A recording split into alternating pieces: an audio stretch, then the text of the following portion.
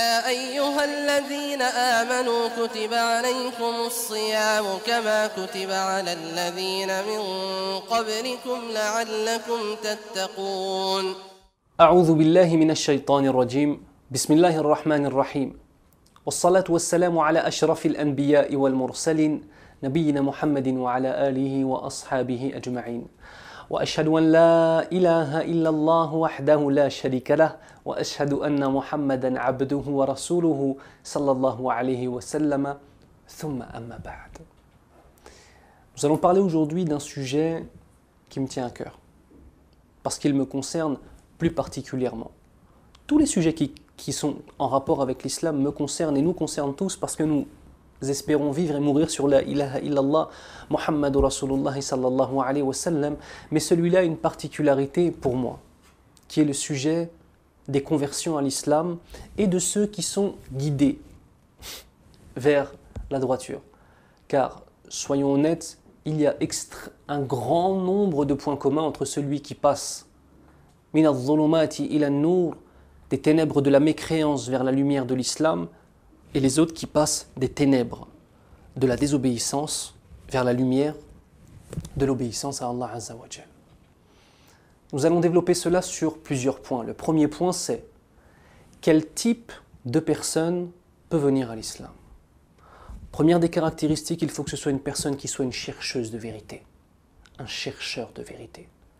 Une personne qui ne cherche pas à prendre les beaux discours pour pouvoir les absorber et se laisser charmer par le rythme lancinant des paroles qui viennent embellir des choses inexistantes. Mais bien ceux qui s'accrochent à revenir aux sources, à comprendre, à intellectualiser et à ressentir les choses. Lorsque tu as autour de toi une personne qui va dans ce sens-là, qui est une personne qui cherche la vérité, que tu vois chez lui des bonnes choses et des bons signes de sincérité dans sa recherche spirituelle et sa quête vers Allah Azza wa Jal, cette personne-là, tu dois absolument lui parler de l'islam tel que l'islam a été fait. Il ne faut pas faire l'erreur de travestir l'islam pour le faire accepter. L'islam, c'est l'islam. L'islam, c'est la vérité. Et cette vérité, tu te dois de l'exposer comme elle a été exposée par Allah subhanahu wa ta'ala dans son Coran al-Karim et comme elle a été transmise par le prophète sallallahu alayhi wa sallam. Ainsi, tu ne dois pas changer l'islam pour les faire correspondre aux passions de cette personne-là. Mais c'est cette personne-là qui doit changer ses passions pour que sa nature saine reprenne de nouveau le dessus et qu'il puisse se diriger vers l'islam et se soumettre à l'islam. Ne croyez pas, ya ikhwan, que lorsque vous appelez les gens à l'islam, il faut leur faire croire que l'islam est exactement le même mode de vie que celui qu'ils avaient avant. Non, non, non, non. Il faut montrer la différence.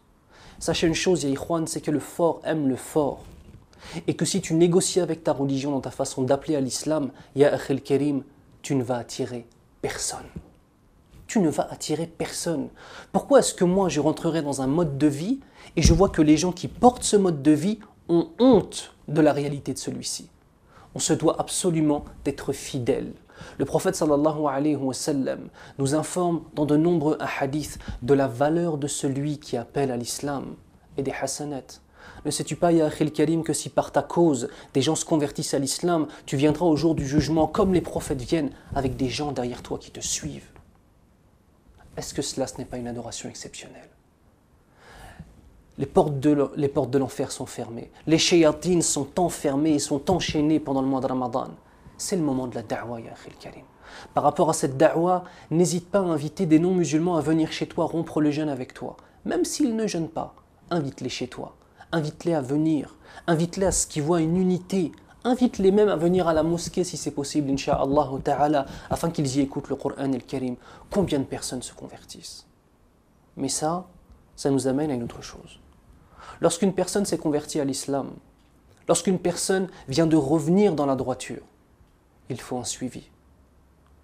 Akhil Karim, je pense sincèrement, et je ne crois pas exagérer lorsque je dis ça, que chaque famille musulmane se doit d'inviter au moins 5 ou 6 convertis ou 5 ou 6 fois une personne convertie dans le mois pour rompre le jeûne. Un converti qui n'est pas marié avec une femme musulmane ou une convertie qui n'est pas mariée avec un homme musulman vit des moments très difficiles pendant le mois de Ramadan. Quand on est converti, on ne se sent jamais aussi seul que pendant le mois de Ramadan. Et le summum de cette solitude, c'est pendant le jour de l'Eid, le jour de la grande fête. Car pour les convertis, ce n'est pas un jour de fête. C'est un jour où on va à la mosquée, on assiste aux prêches, enfin on fait la prière et on assiste aux prêches. Ensuite, tout le monde se prend dans les bras, se fait un bisou et salam alaikum. Mais pas salam alaikum, mais viens avec moi.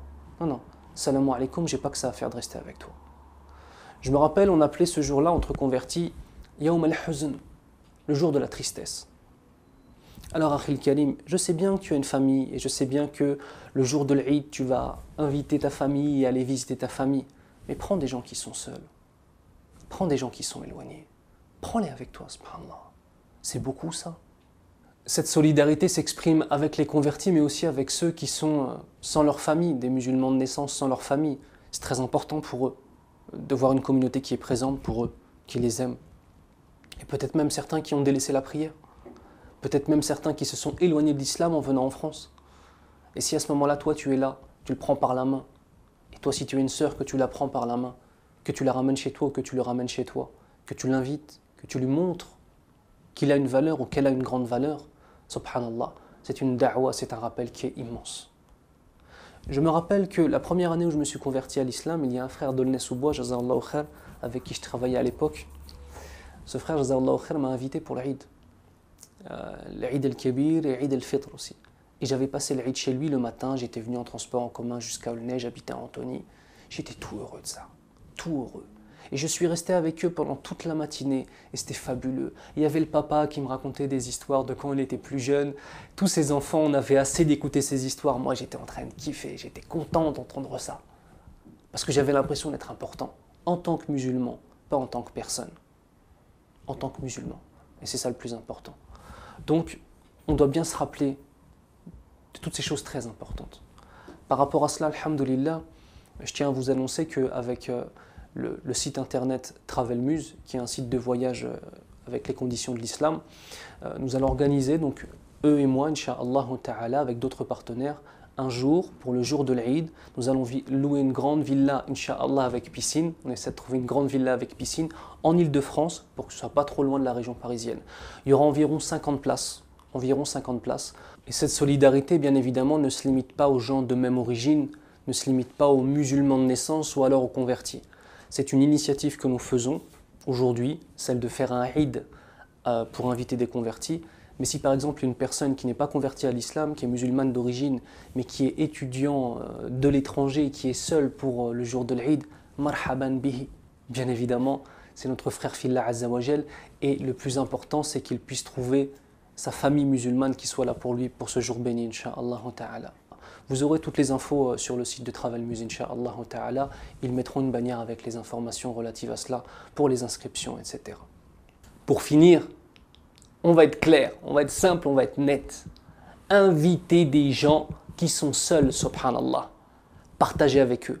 Ils en ont besoin et vous en avez besoin parce qu'au jour du jugement, chaque action bonne, aussi infime soit-elle, sera une grande victoire pour celui qui récoltera les fruits de celle-ci en bonnes actions, Inch'Allah.